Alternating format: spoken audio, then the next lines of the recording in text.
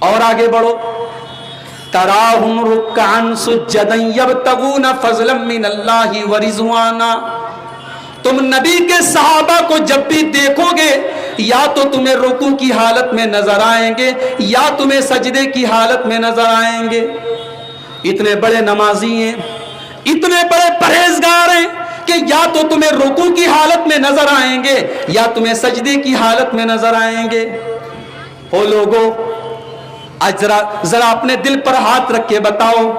جلسے تو بہت ہو رہے ہیں آپ کے علاقے میں، نیما میں ہونے والا ہے، بوریوں میں ہونے والا ہے، برہیٹ میں ہونے والا ہے، پورا علاقہ جلسوں سے پٹ جائے گا، جلسے ہر سال ہو رہے ہیں، مگر ذرا اپنی مسجدوں میں نمازیوں کی تعداد ذرا دیکھ کر کے بتاؤ میرے پیارے ساتھیوں، آج نماز کو لے کر کے ہمارا کیا حال ہے؟ نبی کے صحابہ کا حال تو یہ ہے کہ ان کی پہچان ہے نماز۔ قرآن کہہ رہا ہے تم جب بھی ان کو دیکھو گے یا تو تمہیں رکوع کی حالت میں نظر آئیں گے یا تمہیں سجدے کی حالت میں نظر آئیں گے۔ نبی کے زمانے میں اگر کوئی مسجد میں نظر نہیں آتا تھا تو صحابہ کہتے ہیں کہ دو قسم کے لوگ ایسے ہوتے تو جو مسجد میں نظر نہیں آتے تھے، یا تو بیمار آدمی نظر نہیں آتا تھا یا منافق آدمی نظر نہیں آتا تھا۔ صحابہ کہتے ہیں اگر کوئی عشاء کی نماز میں اور فجر کی نماز میں کئی دن تک نظر نہیں آتا تھا تو ہم یہ سمجھ جاتے تھے وہ مسلمان نہیں ہے، وہ مومن نہیں ہے، وہ منافق ہے، اس کے ایمان میں کھوٹ ہے، اس کے ایمان میں کمی ہے۔ صحابہ کا حال تو یہ تھا، سفر میں اللہ کے نبی کے ساتھ جا رہے ہیں، عصر کی نماز کا ٹائم آ جاتا ہے، عصر کی نماز کا ٹائم آ جاتا ہے، مشرکوں کو پتہ چلتا ہے، مشرک لوگ آپس میں میٹنگ کرتے ہیں اور کہتے ہیں کہ یہ عصر کا ٹائم ہے، یہ نماز مسلمانوں کو اتنی پیاری ہے، اتنی پیاری ہے، اپنی جان سے بھی زیادہ پیاری ہے، اپنے بچوں سے بھی زیادہ پیاری ہے، مسلمان ابھی عصر کی نماز پڑھیں گے، بڑا اچھا موقع ہے، ہم ان کے اوپر حملہ کر دیں گے، ہم ان کے اوپر مل کر کے حملہ کر دیں گے، ان کو ختم کر ڈالیں گے، مل کر کے حملہ کرنے کی پلاننگ کی گئی، لیکن اللہ کے نبی کو اللہ تعالیٰ کی طرف سے بتا دیا گیا۔ تب اللہ کے نبی نے آدھے صحابہ کو حکم دیا کہ آدھے صحابہ نماز پڑھیں گے اور آدھے صحابہ ہتھیار لے کر کے دشمن کے مقابلے میں کھڑے رہیں گے۔ میرے بھائیوں، وہاں جنگ کے میدان میں بھی نماز نہیں چھوٹتی تھی، اور آج ہم بلا وجہ نماز چھوڑ رہے ہیں، نماز کے ٹائم موبائل میں لگے ہوئے ہیں، نماز کے ٹائم دکان پر لگے ہوئے ہیں، ہماری مائیں بہنیں بھی نماز سے دور ہیں، ہمارا نوجوان بھی نماز سے دور ہے، ہمارے بزرگ نماز سے دور ہیں۔ اللہ کی لعنت ہو ایسے کاروبار پر، اللہ ایسے کاروبار میں کبھی برکت نہیں دے گا جس کاروبار کی وجہ سے ہم نے نماز کو چھوڑ دیا۔ میرے بھائیوں، اپنی دکان سے کہہ دو، اپنے کاروبار سے کہہ دو، اپنی سروس سے کہہ دو، اپنی نوکری سے کہہ دو، اپنے بزنس سے کہہ دو کہ تجھ سے زیادہ امپورٹنٹ میرے رب کی نماز ہے۔ میں نماز نہیں چھوڑ سکتا ہوں، میں کاروبار چھوڑ سکتا ہوں، میں بزنس چھوڑ سکتا ہوں، میں 5 منٹ کے لیے 10 منٹ کے لیے دکان بند کر سکتا ہوں، مگر میں نماز نہیں چھوڑ سکتا۔ حضرت عثمان غنی کا دور ہے، ایک انصاری صحابی ہیں، ان کا بہت بہترین باغیچہ ہے، کھجوروں کا باغ ہے، اور کھجوروں کے پکنے کا ٹائم ہے، کھجور پک چکی ہے، اور کھجوروں کو دیکھ کر کے وہ اتنے محو ہو گئے، اتنے کھو گئے کہ ان کو بار بار کھجوروں کا خیال آنے لگا۔ نماز پڑھنے کے لیے مسجد میں گئے تو بھول گئے کہ میں کتنی رکعت میں نے پڑھا ہے، کیونکہ بار بار دماغ میں کھجوریں آ رہی تھی، کھجور کا پیڑ آ رہا تھا، کھجور کے گچھے آ رہے تھے۔ جب نماز ختم کر لی انہوں نے، گھر آئے تو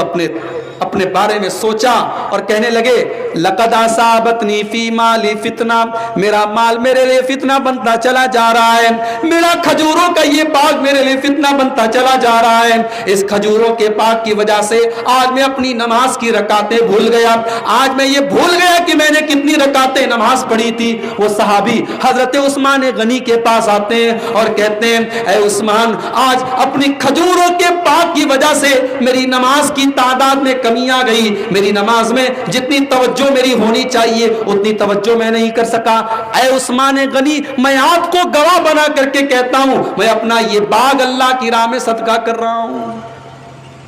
صحابہ ایسے تھے میرے بھائی، نماز کی ان کی زندگی میں ایسی اہمیت تھی، نماز کے بغیر انہیں بے چینی ہوتی تھی۔ اگر کبھی ایسا ہوتا تھا کہ نماز کا ٹائم ہو گیا, اذان کا ٹائم ہو گیا, اور ابھی حضرت بلال نے اذان نہیں دی, تو اللہ کے نبی کہتے تھے یا بلال ارحنا بالصلاۃ, اے بلال جلدی سے اذان دے دو تاکہ ہم کو راحت ملے, ہم کو سکون ملے. تراہم رکعان سجدا, تم ان کو جب بھی دیکھو گے وہ تمہیں رکوع کی حالت میں نظر آئیں گے یا سجدے کی حالت میں نظر آئیں گے. میری ماں بہنوں, تہجد کی نماز, آج عورتیں, آج ہماری مائیں بہنیں تہجد کی نماز کتنی پڑھتی ہیں؟ تہجد کہاں پڑھتی ہیں؟ یہاں تو 5 ٹائم کی پڑھنا بھی پہاڑ ہے ان کے لیے. بہت ساری عورتیں کہتی ہیں مولوی صاحب چھوٹا بچہ ہے, پیشاب کر دیتا ہے, پاخانہ کر دیتا ہے, ہمارے کپڑے پاک اور صاف نہیں رہتے ہیں. او میری پیاری ماں بہنوں, یہ بہانے بنانے بند کر دو. حسن حسین کی ماں بھی نماز پڑھا کرتی تھی, حضرت فاطمہ بھی نماز پڑھا کرتی تھی. بچے اس دور میں بھی پیشاب کیا کرتے تھے, بچے اس دور میں بھی پاخانہ کیا کرتے تھے. جب اس دور کی عورتیں 5 ٹائم کی نماز پڑھتی تھیں اور بچے بھی پالتی تھیں اور آپ سے زیادہ کام کرتی تھی, لہذا یہ بہانے اور یہ ایکسکیوز نہ بننا. اما عائشہ کو دیکھو, اما عائشہ رات میں تہجد کی نماز پڑھنے کے لیے کھڑی ہوئی ہیں, تہجد کی نماز پڑھ رہی ہیں اور سورہ طور کی تلاوت کر رہی ہیں, اور سورہ طور کی تلاوت کرتے کرتے جب اما عائشہ اس آیت پر پہنچتی ہیں فمن اللہ علینا ووقانا عذاب السموم, جب جنتی جنت میں جائیں گے تو کہیں گے اللہ تو نے بڑا احسان کیا ہمارے اوپر, تو نے ہمیں جہنم کی آگ کے عذاب سے بچا لیا, تو نے ہمیں جہنم کے عذاب سے بچا لیا. اما عائشہ جب اس آیت پر پہنچنے لگتی ہیں دہاڑے مار مار کے رونے لگتی ہیں, دہاڑے مار مار کے رونے لگتی ہیں, اور رات بھر اسی ایک آیت کو پڑھتی رہی, روتی رہی, پڑھتی رہی, روتی رہی, یہاں تک کہ فجر کا ٹائم ہو گیا. میرے پیارے بھائیوں, وہ بھی تو ہماری طرح انسان تھے. تراہم رکعان سجدا, انہیں تم جب بھی دیکھو گے یا تو تمہیں رکوع کی حالت میں نظر آئیں گے یا تمہیں سجدے کی حالت میں نظر آئیں گے. امیر المومنین حضرت عمر فاروق فجر کی نماز پڑھانے کے لیے مصلی پر کھڑے ہوئے ہیں, مصلی پر کھڑے ہوئے ہیں, اور پہلی صف میں ابو لولو نام کا ایک آدمی جو پارسی ہے, جو پارسی مذہب کا ماننے والا ہے اور حضرت عمر کا دشمن ہے, وہ خنجر لے کر کے اپنے کمبل کے اندر خنجر چھپا کر کے آیا ہے, اور وہ بھی نماز میں شامل ہے. ادھر حضرت عمر نے اللہ اکبر کا سورہ فاتحہ پڑھنے لگے, تلاوت شروع کر دی. ابو لولو آگے بڑھا اور اس نے خنجر حضرت عمر کے پیٹ پر مارا اور کئی بار ان کے پیٹ پر حملہ کیا. حضرت عمر کے پیٹ سے خون کی دھاریں بہہ گئی, حضرت عمر کے پیٹ سے خون کی دھاریں نکلنے لگی, خون کا فوارہ نکل پڑا. حضرت عمر مصلی پر گر پڑے, مگر گرنے کے پہلے حضرت عمر نے عبد الرحمن ابن عوف کا ہاتھ پکڑا اور ان کو اپنی جگہ مصلی پر کھڑا کیا. ہو لوگو, دنیا نے یہ منظر آج پہلی بار دیکھا ہے. مسلمانوں کا خلیفہ مصلی پر گرا ہوا ہے, مسلمانوں کے خلیفہ کے پیٹ سے خون کی ندی بہ رہی ہے, خون کی دھاریں بہ رہی ہیں, لیکن مسلمانوں کی نماز نہیں رکی ہے. عبد الرحمن ابن عوف نے جلدی جلدی نماز پڑھائی, اور جیسے ہی سلام پھیرا حضرت عمر کو اٹھایا گیا, ان کو گھر لے کے جایا گیا, اور ابو لولو جس نے حملہ کیا تھا, اس نے حملہ کرنے کے بعد اس نے اپنے اوپر بھی حملہ کر لیا اور سوسائڈ کر لیا, اپنے آپ کو ختم کر دیا. حضرت عمر کو اٹھا کر کے جب گھر لے کے جایا گیا اور حکیموں کو بلایا گیا, طبیبوں کو بلایا گیا, دوا پلائی جا رہی ہے, سیرپ پلایا جا رہا ہے, لیکن جو دوا اور جو بھی چیز پلائی جا رہی ہے سب باہر نکل جا رہی ہے. ڈاکٹروں نے کہہ دیا, طبیبوں نے کہہ دیا کہ اب امیر المومنین کا آخری ٹائم ہے, اب ان کی اتڑیاں کٹ چکی ہیں, اب یہ بچ نہیں سکتے ہیں, ان کے بچنے کا چانس نہیں ہے. حضرت عمر رضی اللہ تعالیٰ عنہ نے ہوش میں آنے کے بعد پہلا سوال کیا, او لوگو, میری موت کس کے ہاتھ میں ہوئی ہے؟ مجھے کس نے مارا ہے؟ مسلمان نے مارا ہے یا کسی غیر مسلم نے مارا ہے؟ جواب دیا گیا,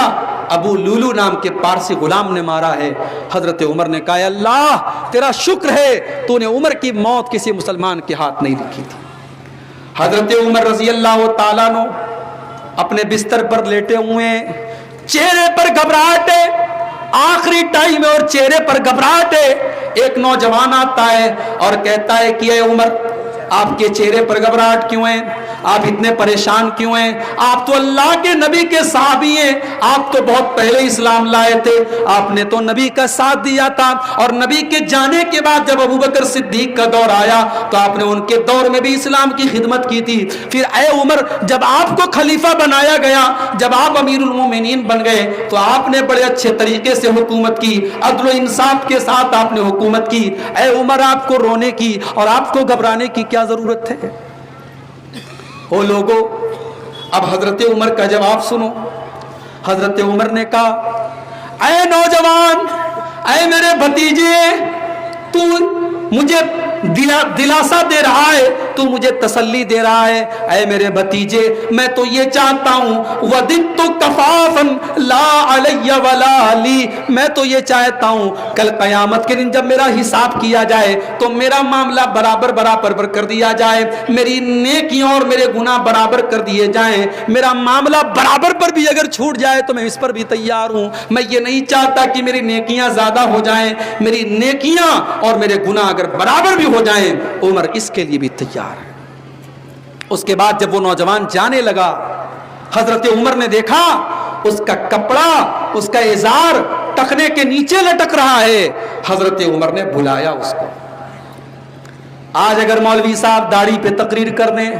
کپڑے کو ٹخنے کے نیچے رکھنے پر تقریر کر دیں، لوگ کہتے ہیں یہ مولوی صاحب تو بڑے پرانے خیال کے ہیں، یہ 2022 میں بھی داڑھی کی بات کر رہے ہیں، یہ 2022 میں بھی کپڑے کو ٹخنے کے اوپر رکھنے کی بات کر رہے ہیں۔ ارے بہت بڑے بڑے مسئلے چل رہے ہیں، بہت بڑے بڑے معاملات چل رہے ہیں، اور یہ مولوی صاحب ابھی تک انہی سب مسئلوں پر اٹکے ہوئے ہیں۔ میرے پیارے بھائیوں، نبی کی کوئی سنت معمولی نہیں ہے، نبی کا کوئی طریقہ اور نبی کی کوئی بات معمولی نہیں ہے، داڑھی بھی معمولی نہیں ہے اور کپڑے کو ٹخنے کے اوپر رکھنا بھی معمولی نہیں ہے۔ اگر آپ نے اس کو معمولی سمجھا ہے تو یہ آپ کی دماغ کی غلطی ہے۔ حضرت عمر کا آخری ٹائم ہے، پیٹ سے خون بہ رہا ہے اور یہ فائنل ہو چکا ہے کہ اب بچنے والے نہیں ہیں، لیکن جب اس نوجوان کا کپڑا حضرت عمر نے دیکھا ٹخنے کے نیچے لٹک رہا ہے، بلایا اس کو، کہا ادھر آ۔ اے میرے بھتیجے، ارفع ثوبک، اپنے کپڑے کو تو ٹخنے کے اوپر کر لے، فَإِنَّهُ أَنْقَى لِثَوْبِكَ، اس سے تیرا کپڑا پاک صاف رہے گا، وَأَتْقَى لِرَبِّكَ، اور یہی تیرے رب کے تقوی کا تقاضا ہے، یہی تیرے رب کے ڈر کا تقاضا ہے۔ اگر تو اپنے رب سے ڈرتا ہے تو تو اپنے کپڑے کو ٹخنے کے اوپر رکھ۔ اس کے بعد حضرت عمر نے اپنے بیٹے عبداللہ بن عمر کو بلایا، کہا بیٹا جا اور اماں عائشہ کے پاس جا کر کے ان سے کہو کہ عمر ابن خطاب یہ اجازت مانگ رہے ہیں کہ وہ اپنے دونوں ساتھیوں کے بغل میں، اللہ کے رسول کے اور ابو بکر صدیق کے بغل میں دفن ہونا چاہتے ہیں۔ اماں عائشہ، وہ کمرہ تو آپ کا کمرہ ہے، وہ آپ کی پراپرٹی ہے، اور آپ کی اجازت کے بغیر حضرت عمر اس کمرے میں دفن نہیں ہو سکتے ہیں۔ اماں عائشہ، عمر فاروق آپ سے اجازت مانگ رہے ہیں، اگر آپ اجازت دیں گی تب عمر کو یہاں دفن کیا جائے گا، ورنہ مسلمانوں کے عام قبرستان میں دفن کیا جائے گا۔ عبداللہ ابن عمر آئے، حضرت عائشہ کو پتا چل چکا ہے کہ حضرت عمر کے اوپر قاتلانہ حملہ ہوا ہے اور حضرت عمر کا آخری ٹائم ہے۔ عبداللہ ابن عمر آئے، اماں عائشہ اپنی آنکھوں پر دوپٹے کو لگائے ہوئے رو رہی ہیں، اپنے آنسوؤں کو دوپٹے سے پوچھ رہی ہیں۔ عبداللہ ابن عمر نے کہا امی جان، اے ام المومنین، اے اماں عائشہ، میرے باپ آپ سے اجازت مانگ رہے ہیں، میرے باپ اپنے دونوں دوستوں کے بغل میں دفن ہونے کی اجازت مانگ رہے ہیں، اگر آپ اجازت دیں گی تو وہ یہاں پہ دفن ہوں گے، ورنہ مسلمانوں کے عام قبرستان میں دفن کر دیا جائے گا۔ اماں عائشہ نے اپنے آنسوؤں کو پوچھتے ہوئے کہا اے عبداللہ بن عمر، اس جگہ کو تو میں نے اپنے لیے سوچا تھا، میں نے تو یہ سوچا تھا کہ اپنے باپ اور اپنے شوہر کے بغل میں میں دفن ہو جاؤں گی، مگر میں آج اپنا حق عمر کو دے رہی ہوں، جاؤ میں کھلے دل کے ساتھ اجازت دیتی ہوں کہ اس جگہ پہ حضرت عمر کو دفن کر دیا جائے۔ اور اپنی بہنوں کو ایک بات بتانا چاہوں گا میں کہ حضرت عائشہ اپنے شوہر کی قبر کے پاس اور اپنے باپ کی قبر کے پاس سوتی تھیں۔ جب تک سوتی تھی اس کمرے میں، تب تک حضرت عائشہ بغیر پردے کے اور بغیر دوپٹے کے اور بغیر نقاب کے بھی وہاں پر رہتی تھی. مگر جب حضرت عمر وہاں دفن کر دیے گئے اور حضرت عمر کی بھی قبر وہاں پہ آ گئی, تو اس کے بعد ہمیں تاریخی کتابیں یہ بتاتی ہیں کہ حضرت عائشہ اس کمرے میں اپنے آپ کو پردے میں رکھتی تھیں. یعنی ان کو احساس تھا کہ یہاں میرے باپ کے ساتھ اور میرے شوہر کے ساتھ حضرت عمر بھی ہیں جو میرے لیے غیر محرم ہیں, اور اس لیے وہ پردے میں رہتی تھی.